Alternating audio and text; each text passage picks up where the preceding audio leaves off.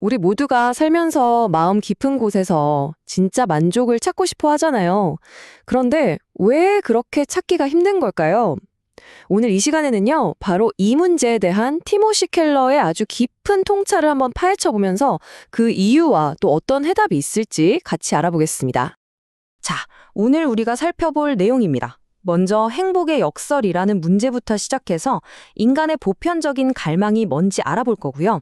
그리고 인류가 이 갈망을 해결하기 위해 택했던 두 가지 길이 왜 막다른 길이었는지, 이어서 아우구스티누스가 제시한 제3의 길은 무엇인지, 마지막으로 그 길이 구체적으로 어떻게 작동하는지까지 차근차근 짚어보겠습니다. 첫 번째 주제, 바로 행복의 역설입니다. 우리는 스스로 괜찮다, 행복하다고 말하는데, 과연 그럴까요? 현대사회가 마주한 이 행복의 모순, 여기서부터 이야기를 시작해보죠. 네, 모든 논의는 바로 이 근본적인 질문에서 출발해야 합니다. 여러분, 우리는 정말로 행복한 걸까요? 자, 이 표를 보시면 정말 흥미로운 점이 보입니다. 설문조사를 하면 대부분의 사람들이 네, 저는 행복해요 라고 대답을 하거든요. 그런데 실제 데이터를 들여다보면 현실은 좀 다릅니다. 소셜미디어에서는 분노가 넘쳐나고 특히 20대에서는 우울증이나 자살 시도 비율이 2배나 늘었어요. 말하는 것과 실제 현실 사이에 이 엄청난 괴리, 과연 이게 뭘 의미하는 걸까요? 어쩌면 문제의 일부는 우리가 쓰는 단어 자체에 있는지도 모르겠습니다.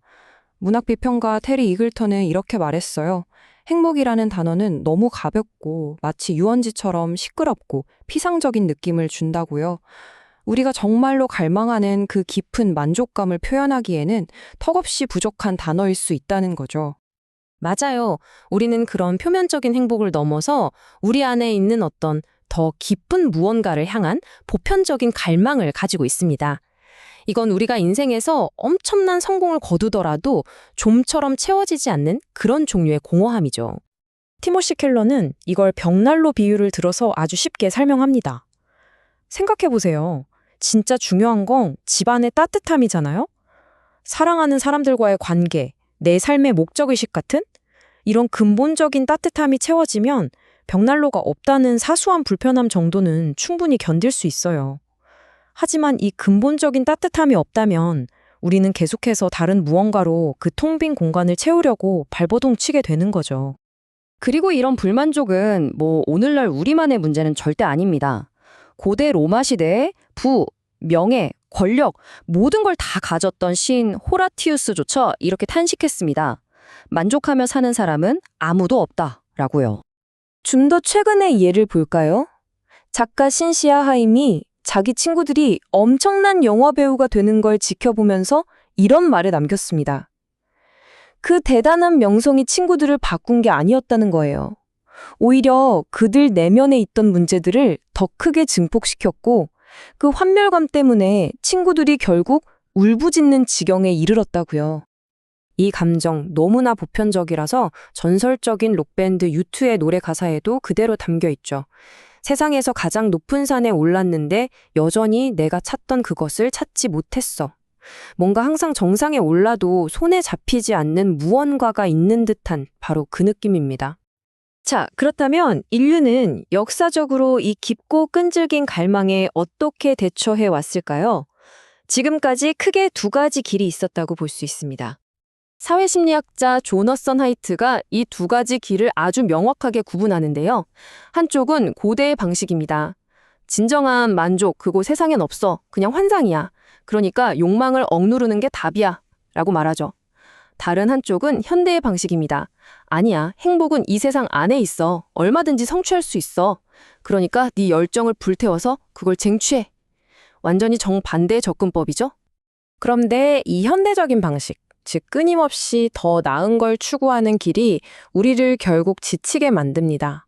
더 나은 직업, 더 나은 배우자 하면서 영원히 분주하게 살거나 아니면 내 행복을 가로막는 사회를 탓하며 영원히 분노하거나 그것도 아니면 다 내 탓이야 라며 자기 혐오에 빠지거나 결국엔 이 모든 것에 지쳐서 에이, 다 부질없어 하고 깊은 냉소주의에 빠지게 되는 거죠.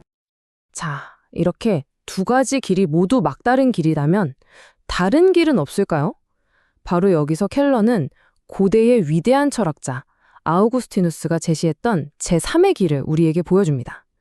이건 단순히 다른 방법이 아니라 탐구의 방향 자체를 완전히 틀어버리는 새로운 길입니다.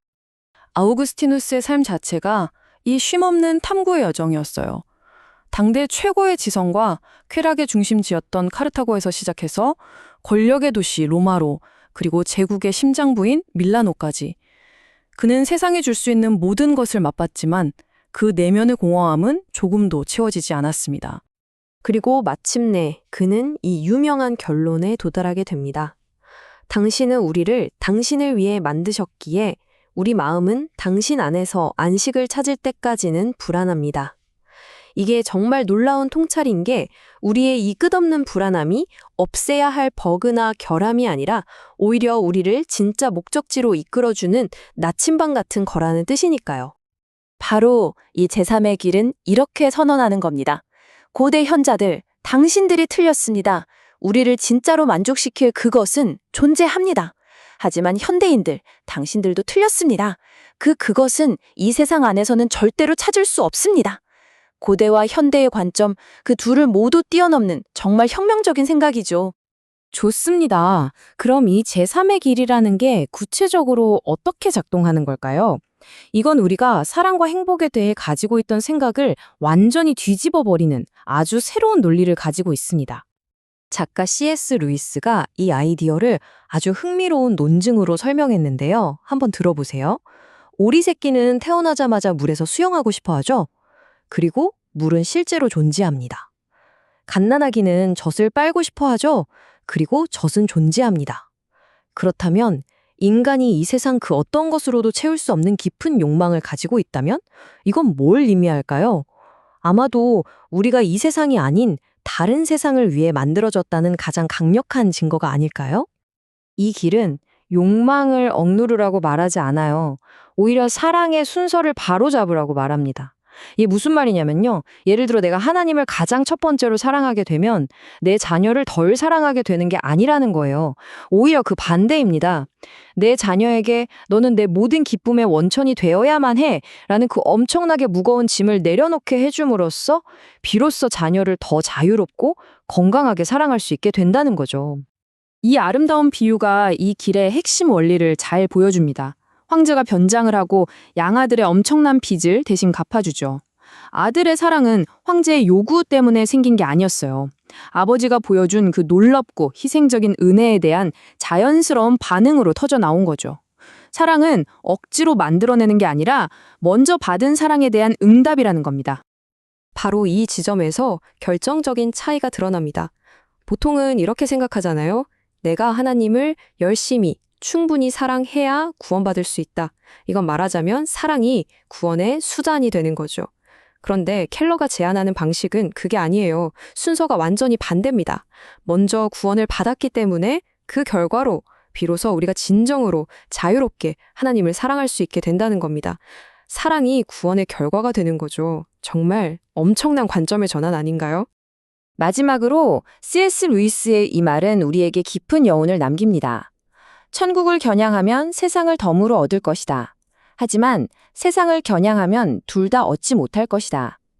어쩌면 우리가 그토록 찾아 헤매는 진정한 만족감이란 우리가 그것을 직접 쫓아갈 때 잡히는 것이 아니라 전혀 다른 무언가를 향해 나아갈 때 비로소 우리에게 덤으로 주어지는 그런 선물이 아닐까요?